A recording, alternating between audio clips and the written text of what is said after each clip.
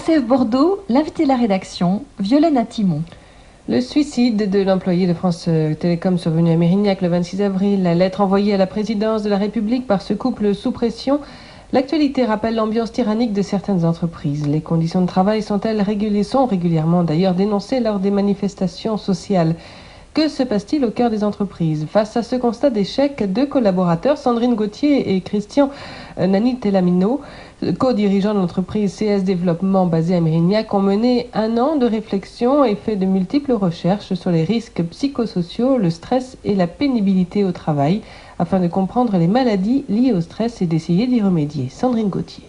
Nous avons voulu comprendre essentiellement le flux continu et massif des maladies liées au stress au travail, pour tenter d'influencer la pensée du management qui sévit et qui pousse malheureusement certains vers le pire.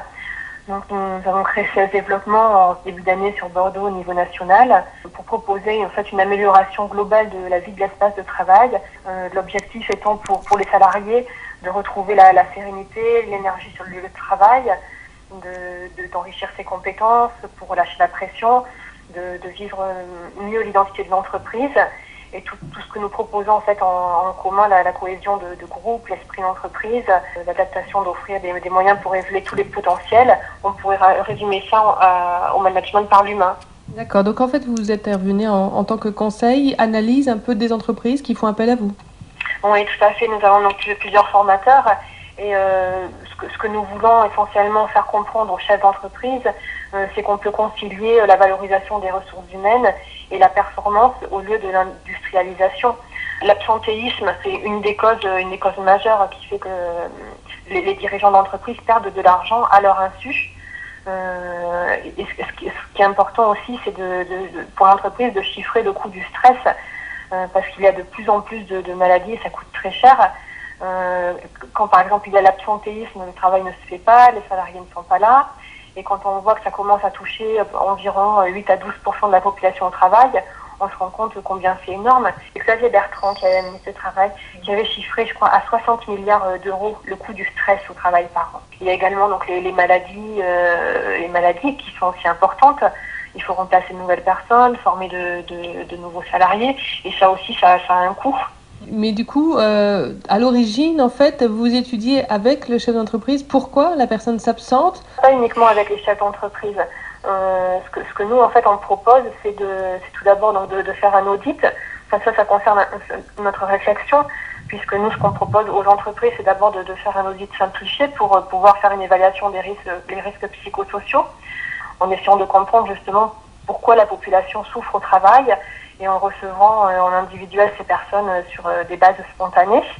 Après tous ces entretiens, on met en place une structure de gestion du stress et de pénibilité au travail, avec donc les risques psychosociaux, et on fait intervenir les préventeurs de la santé, infirmiers, les médecins, la DRH, la CHSCT, une représentation managériale, une représentation de la direction, une représentation syndicale, et toute cette structure doit être faite dans une optique de prévention concertée pour pouvoir comprendre.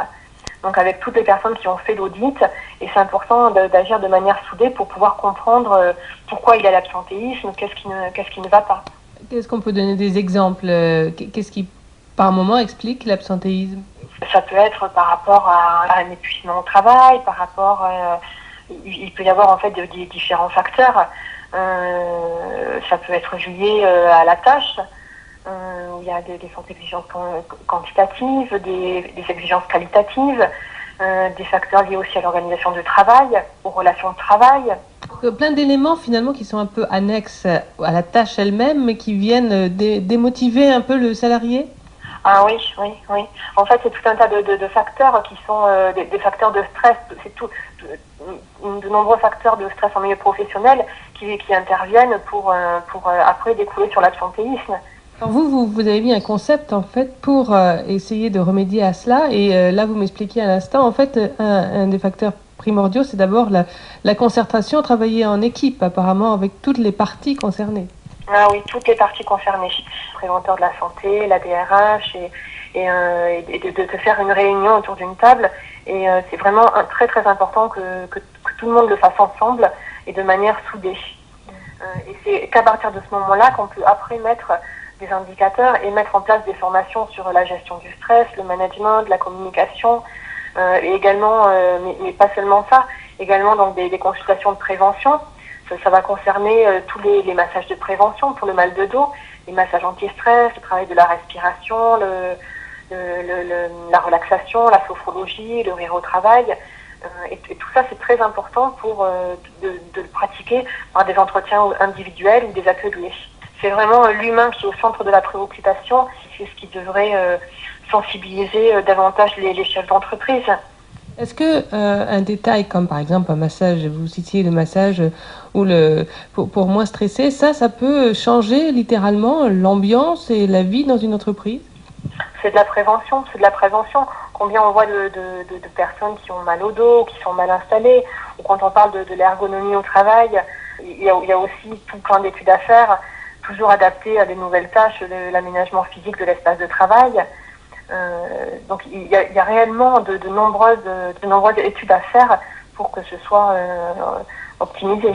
En dehors des conditions de gestion de la tâche et puis du cadre de travail, quelle est l'importance du chef d'entreprise vis-à-vis des salariés? Il compte énormément, mais souvent, certains chefs d'entreprise sont un peu dans le déni par rapport à toute cette conscience-là, puisque le chef d'entreprise, en fait, réfléchit beaucoup au niveau donc du chiffre d'affaires. Il doit faire marcher son entreprise, quoi. Voilà, il va réfléchir en termes de système de rentabilité.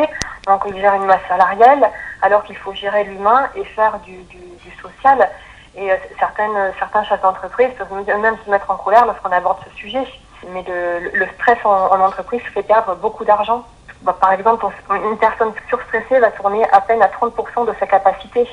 C'est vraiment important de faire un management par l'humain. Laurine Gauthier est donc co-dirigeante de CS Développement.